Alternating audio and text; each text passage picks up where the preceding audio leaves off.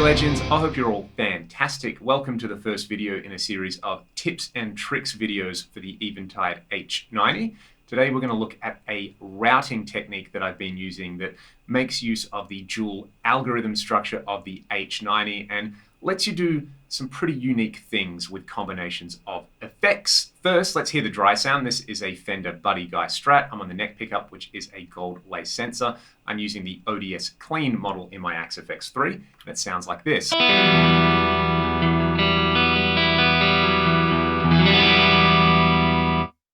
What we're going to start with is a chorus and an SP 2016 reverb. I'll let you hear each effect on their own, and then I'll let you hear them together. If we look at the routing that's happening here, I'm simply routing them in series. So it's chorus into reverb, and the way this is working is my dry signal's coming in here. It's being blended with the chorus, so I've got a mix of modulated signal and dry signal, then that comes into the reverb where it blends in some reverb. Basically, the typical pedal board style routing you're probably used to. Let's hear each of these effects one by one.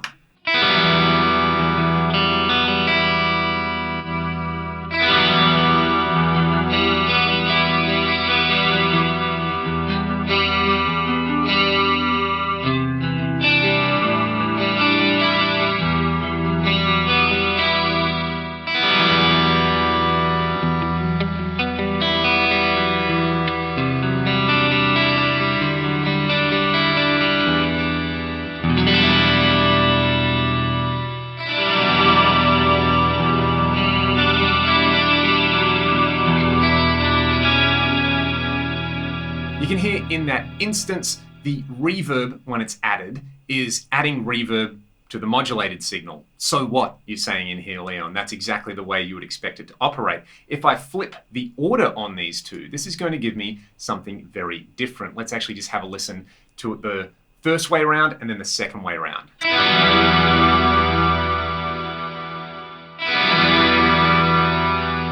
You can hear the second way around, the reverb tail sounds a lot more modulated. As it rings out, it's being affected by the chorus in there.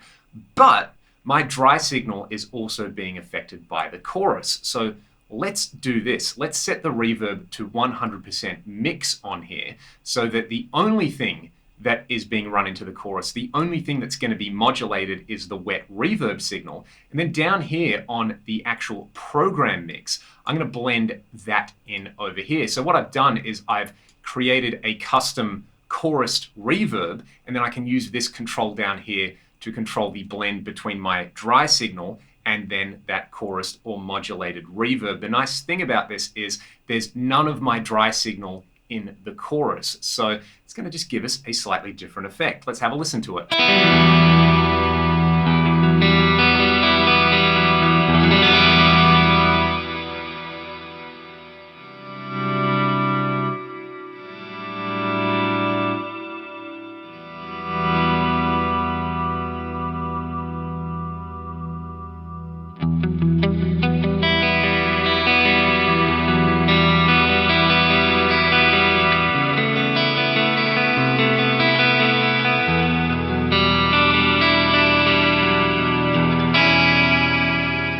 You could hear on there, my dry signal was totally dry. There was no chorus on it. There was no wobble on the dry signal. The only thing that had some modulation on it were the reverb tails. So it's kind of like blending in these two blocks as one super block in parallel with your main mix. Here's another example using the vintage delay into this pulsing trem. I've set the vintage delay wet mix to 100%.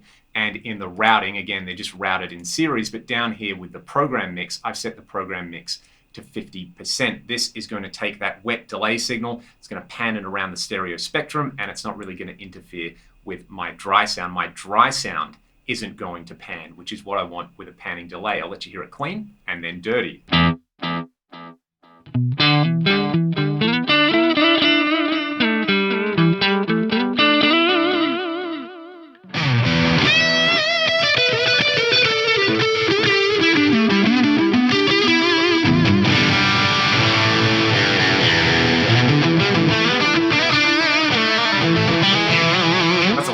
lead delay, I will put this patch up online for free and you can grab it.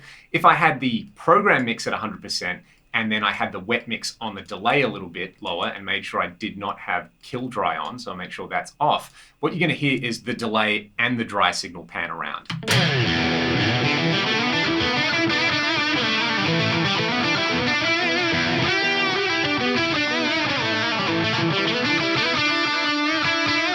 And back to the way we had it, program mix at 50%, 100% wet delay going into the panner.